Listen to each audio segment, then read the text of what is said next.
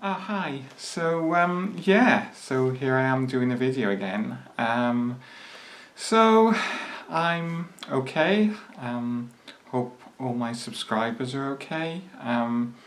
I've been a bit up and down, to be honest. My mental health hasn't been that good for the best part of 3 years. And also it was quite bad before as well. So I mean, you probably know what happened on Twitter.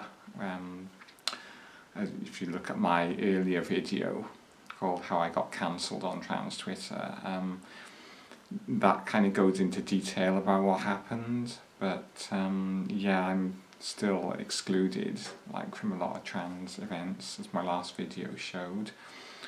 So I kind of brood about that quite a lot. I mean, it's had a really devastating impact on my mental health. I just,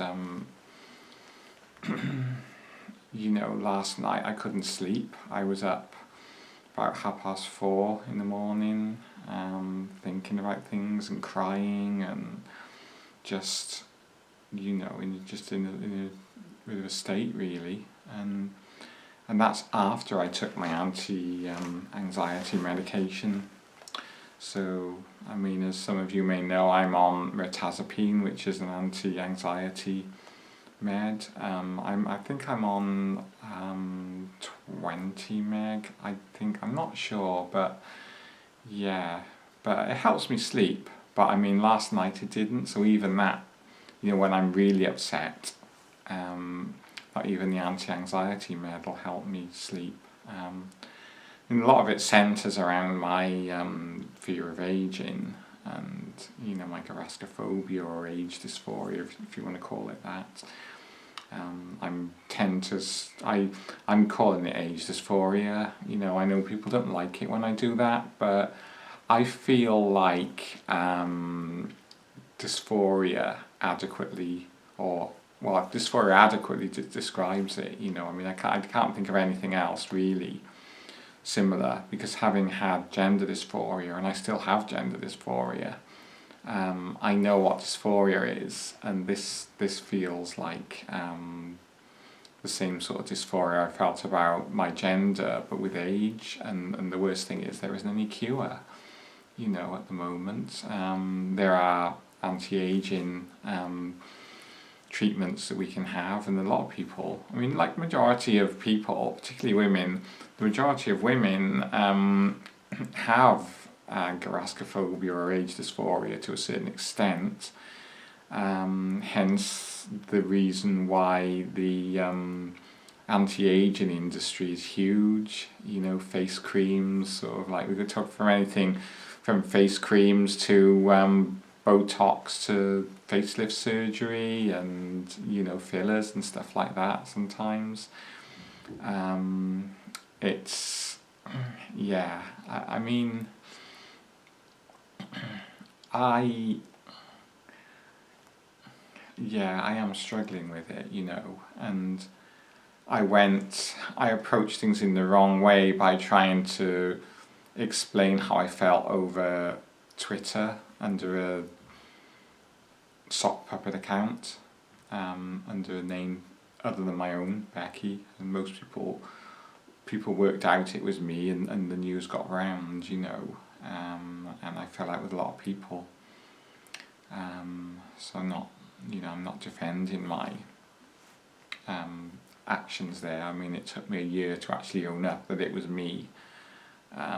And I fell out with people. I ended up picking fights with people over ageism, sometimes perceived and other times actual ageism. Particularly if I felt it was ageism towards older trans women. I used to get upset, well, I probably still do a little bit, about groups that are for trans people, younger trans adults, aged 18 to 30, and even 18 to 25, or I know very well 25 is the cut-off age for funding for a lot of these groups, so they're not being ageist, it's just that they can't afford to help people who are older because there's no funding for it. But yeah, so I ended up kind of rowing with people about that and getting in fights with them, sometimes picking fights and stuff. And I'd say, like in a lot of cases, it was 6 of one, half a dozen of the other. But I just wouldn't let it go. I just kept on and on and on. And as a result, I mean, I also made people feel like I was a predator because I was lying about my age, and like I wanted access. I was saying I wanted access to younger. I was saying it was unfair that I didn't have access to younger groups for younger adults, like 18 to 30-year-olds. You know, I mean, not talking children. You know, I realise children have to have their own sort of groups and stuff, but I just question the need for having age limits on groups for adults. And some people saw that, either genuinely saw it like that, or otherwise were kind of bad faith actors. They saw that as me, you know, wanting to sort of sexually predate on people, and they saw that, and they're saying like I'm a safeguarding issue and stuff because of that. Because there was one incident where I actually, you know, on my Becky account, I would shift the ages from, you know, usually like either my early 20s, or actually say I was older than I was, you know, in my sort of later 50s and stuff. And I I actually kind of one occasion, rather than, you know, saying I was 22 or 19, it was either 22 or 19 most of the time, or 56. But I actually sort of had a row with some trans people in their 20s who I felt were being really ageist, and actually some of them were being ageist and transphobic, and you know, calling me a boomerhon, calling me a man in a dress and that type of thing. And if you don't know, by the way, a boomerhon is slang for an older trans woman who is judged not to pass, or who doesn't have passing privilege, a late transitional like me. And so yeah, I got upset and in a temper over that, and this thing went on and on and on, and I actually, in frustration, I said, how do you know I'm not younger than you, you know? And then I said, I'm actually 17, and I'm doing this as a project on ageism, you know. And of course, once I said I was 17, then it was like, oh, you're pretending to be a minor online, you know, and all that kind of thing. And then the TERFs started attacking me for covering up transphobic stickers in my area, and they were calling me, they were saying I was like a child, you know, child sex predator and that kind of stuff. And you know, I had those two things going on at the same time last year, and then somebody uncovered, and behind a private account, that I was behind the Becky account, and you know, and somebody actually, like a cis ally in the trans community, uncovered that, and you know, people started unfriending me under my real account and under my Apple Core Katie account. And yeah, so I closed this account like years, like about August 2021, and I apologised for it, sent a letter of apology round, but like people still don't accept it, you know, they don't accept my apologies genuine, and I'm excluded now because the group of people who I fell out with, and who, you know, I would say some of them were bullying me because of my age, you know. There are some there, and some were making up things about me as well, saying I pretended to be 14 when I didn't, which I found out from friends. People have been approaching me, you know, in bars, complete strangers, saying, why did you pretend to be 14? And I've been like, well, I didn't pretend to be 14, you know, I pretended to be 17, and that was because I was trying to make a point about ageism to shame a group of 20-some trans people in their 20s who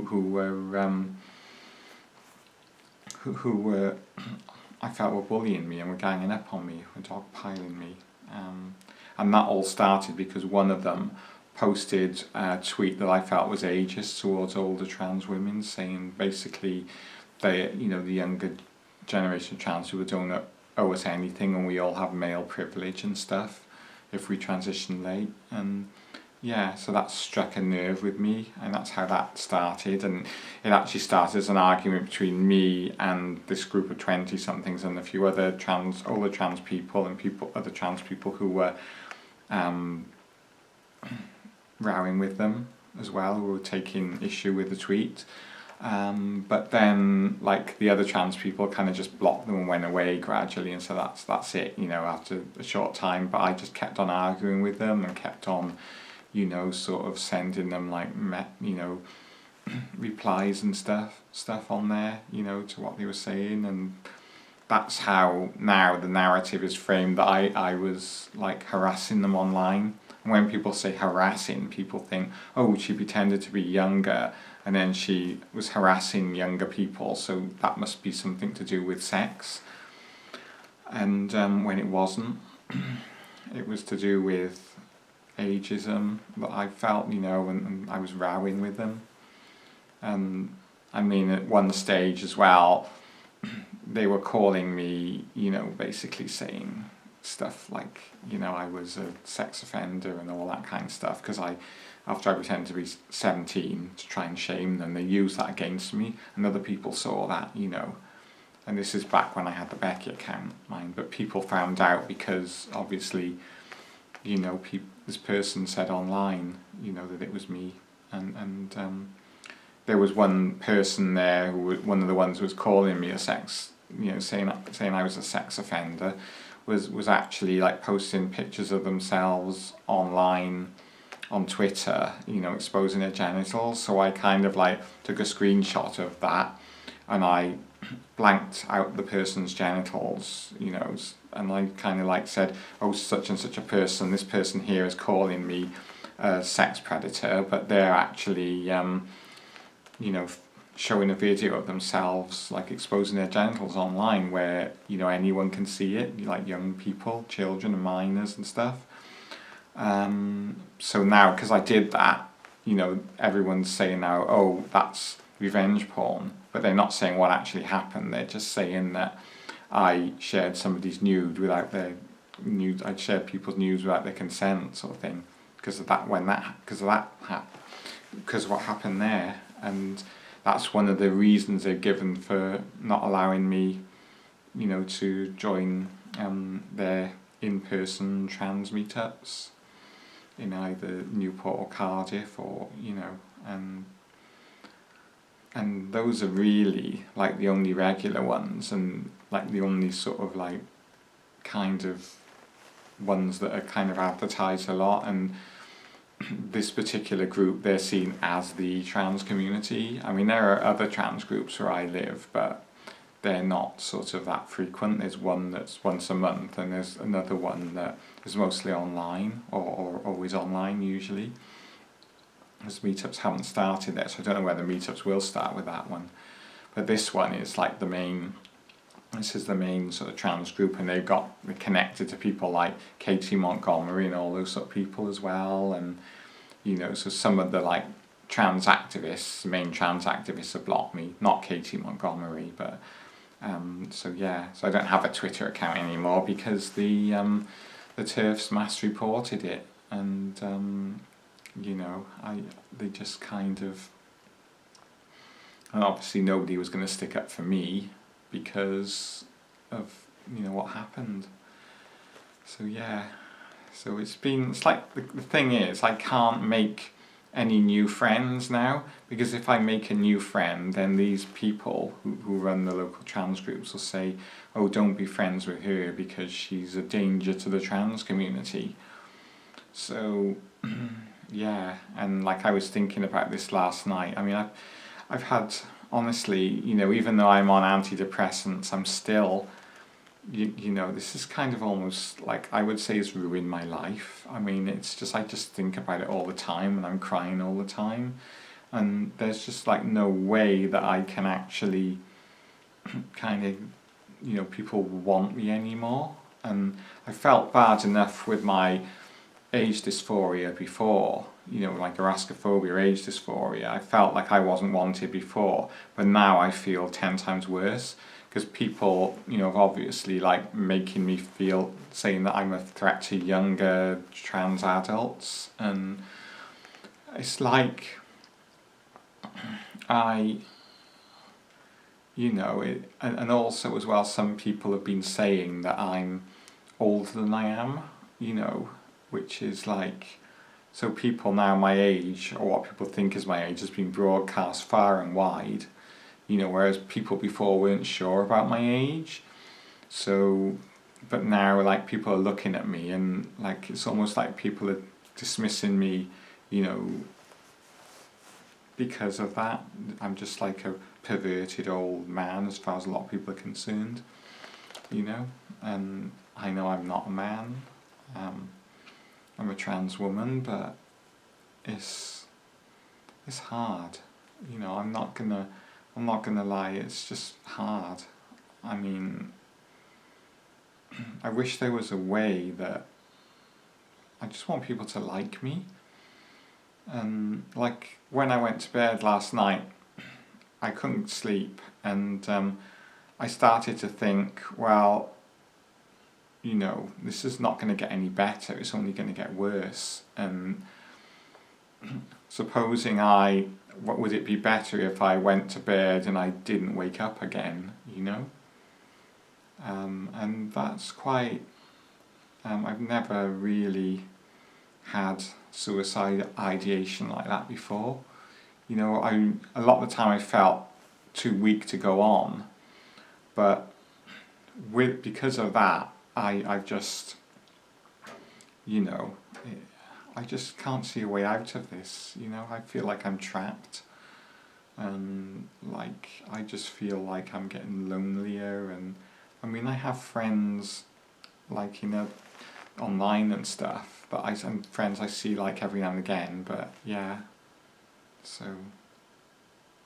yeah, so my battery's running low on my camera now, so I just like to say thank you for watching and take care, everyone. And yeah, if you're feeling like me, you know, if you're feeling down or suicidal, please go and talk to someone, because it's not the answer, you know. I mean, things will get better for you, possibly not for me, but they'll get better for you. So, and I hope they do. Anyway, whatever you think of that, and just keep going on. So yeah, take care, and I love you all, and cheerio and bye.